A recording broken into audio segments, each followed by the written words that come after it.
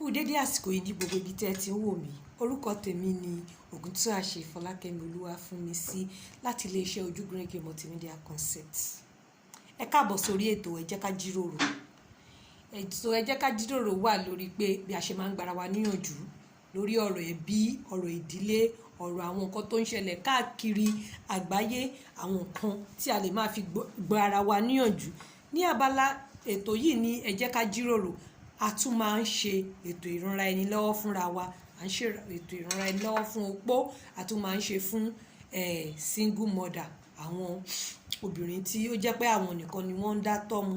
So lórí ètò ilé ní nǹkan tá a máa sọ̀rọ̀ lé lórí ní ṣókí ni bí àwọn obìnrin bí a ṣe ń tọ́jú ara wa sí ladies care, ìtọ́jú àwa obìnrin bí a ṣe ń tọ́jú ara wa sí. Mi ò ní gba àwa lákòókò jù lénìí, nǹkan tí mo fẹ́ sọ̀rọ̀ lé lórí ni bí a ṣe máa tọ́jú ara wa, and I just have only five points to talk about today.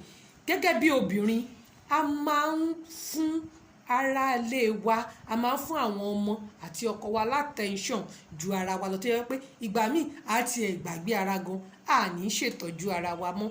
Obìnrin míì aago 5 ló ti máa jí láti bẹ̀rẹ̀ sí ń sá kiri tọ́jú ọmọ, òun gan ti máa gbàgbé àti tọ́jú ara ẹ̀.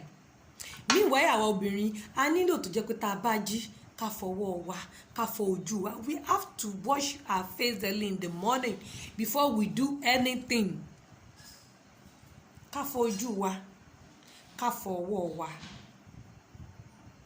Mi ò sọ pé ká má tọ́jú àwọn ọkọ wa, mi ò sọ pé ká má tọ́jú àwọn ọmọ wa, ṣùgbọ́n nínú ibi tá a ti ń tọ́jú àwọn yẹn náà, ẹ jẹ́ ká máa rántí àti tọ́jú ara wa. Ẹ jẹ́ ká máa rántí àti tọ́jú ara wa. Ẹ jẹ́ ká máa rántí àti tọ́jú ara wa. Èkejì, but without giving your body, your mind, overall yourself a break, take care of yourself, you will not be successful. That is just it. As a woman, if you don't take care of yourself, if you don't give yourself a rest, if you don't give yourself a break, create time, go to salon, go to spa, beautify yourself, relax and take care of yourself, you will not be successful. Torí gbogbo nǹkan tá à ń lé yìí, at the end of the day, we are still going to leave it. That is why we need to take care of ourselves. I need láti ṣètọ́jú ara wa. I need láti ṣètọ́jú ara wa gidi gan ni. And then àwọn obìnrin míì tún wà tó jẹ́ pé aṣọ underwear wọn tí wọ́n bá kọjá lẹ́gbẹ̀ẹ́ yín báyìí, ó máa bùtì ni. Ẹlòmíì ó máa wọṣọ, ṣebí kò kúkú dọ̀tí, kò dọ̀tí, máa tún wọ̀ lọ́la bẹ́ẹ̀ jèrè. Irọ́ ni, a ti gbàgbé pé aṣọ tá a wọ̀ lánàá yẹn àti sweat sí, àti sweat sí. Fáyà lè má fojú rí àwọn germs yẹn, bọ̀ ó wà ń bẹ̀, ó wà ń bẹ̀. You see, when you take care of yourself, obìnrin mi ò mọ nǹkan tó ń pè ní deodorant, kò mọ nǹkan tó ń pè ní deodorant. See, all these little things go a long way. Taking care of your face, it doesn't cost you anything, it just costs you your time. Just little time, not any, if you program yourself. Don't be an ordinary career woman. Obìnrin tó ń jí jáde tó ń lọ nlé, àbí tó obìnrin míì gan lẹ́tún bá ń ṣe, a ní kóhun tó dìde kóhun tó ṣe, wo tí ń bá ṣe tó ń bá ṣe jèrè. Irọ́ kò rí bẹ́ẹ̀. Just 2 slices of cucumber lásán, slice it, put it to your face maybe for 10-15 minutes is okay. Raise it, at the end you will see your face will become more younger. We need all these little things to take care of ourselves. Obìnrin mi ìyàwó ilé mi, Ọlọ́run ló mọjọ́ tó ti lo antibiotics bẹ́ẹ̀, tí ó bá sick kò lè lo antibiotics. That is why tó jẹ́ pé àwọn obìnrin míì wà tó jẹ́ pé ikùn wọn máa ń tóbi ju àyà wọn lọ. Náà ẹlòmíràn yẹn oúnjẹ léètì lálẹ́ ni, oúnjẹ léètì lálẹ́, ó ti máa ń mu kóòkì jù. No, àwọn specimen tí à ń gbà sára kò ń ṣe gbogbo ẹ̀ náà ló ń ṣe ara wa lóore. Àwọn ìdọ̀tí kan wà ń bẹ̀ tá a nídìí láti máa ṣètọ́jú, tá a nídìí láti máa tì jáde. Atẹ́gùn tá à ń hìhè o, ó wà lára àwọn ìdọ̀tí tó wà lára wa nìyẹn. That is why it's very very advisable, even if you're a career woman or you have your own shop, at least it's very very advisable that like two times in a week to have an exercise. It may not be jogging, o lè má jẹ exercise kan tó hard lọ títí, but to sweat all those waste product out. How can we sweat it out? We can sweat through sweat or through feces. And through feces as well. With what we are consuming.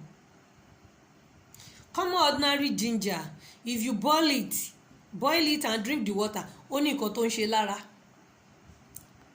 As a woman, as a mother, as a lady, let's take care of our body. It's very very important.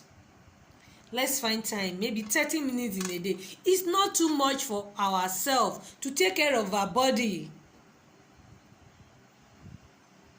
Tí wọ́n bá béèrè lọ́wọ́ ẹlòmíì pé jọ́wọ́ ló ti detoxify ìgbẹ̀yìn, mo máa béèrè pé kí náà ń pè bẹ́ẹ̀ ni. Wish we need it. You have to detoxify yourself all the time. All the time.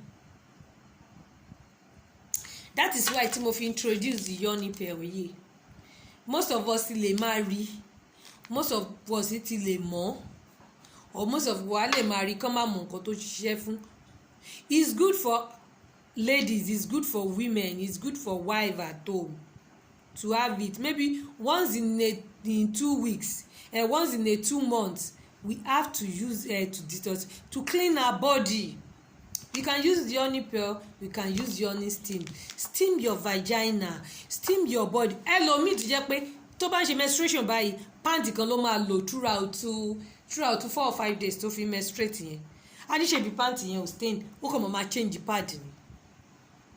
Ó ti gbàgbé pé sweat wà lára pad yẹn, sweat wà lára pant yẹn. Although pant yẹn lè má stain lóòótọ́, but sweat wà lára ẹ̀. Germs wà ń bẹ, ara àwọn nǹkan tó ń kó bá àlàáfíà ara wa nìyẹn. Just go to any chemist, or you can contact me if you need it. I'm selling it. Go to chemist and get it. Yoni pill, just 3 pieces is okay for you. Insert it, clean yourself, clean your body. Ẹlòmíì tó ń bá rí ikú ẹ̀, wọ́n máa rò pé ó ti ní fibroid ni. Kò dẹ̀ ní fibroid. Àwọn nǹkan tó ti wà nínú ara, tó ti sílẹ̀ sínú ara tí ò lè bá menstruation jáde mọ́ ni. Especially obìnrin tó bá ti kọjá 40 years old, tí menstruation ẹ̀ ti ń ṣe ségesège, tó ti ń gbẹnulé menopause. We need to be cleaning ourselves. We need to be detoxify ourselves all the time for good health. We need to detoxify ourselves for good health. So that is what I want to talk about today. Let's learn how to take care of our body. Find time to rest. Use good deodorant on yourself. Obìnrin míì tó bá ti jí láàárọ̀ báyìí, tó wẹ̀ tó brush, ó tún dàrọ̀ ọjọ́ kejì nìyẹn.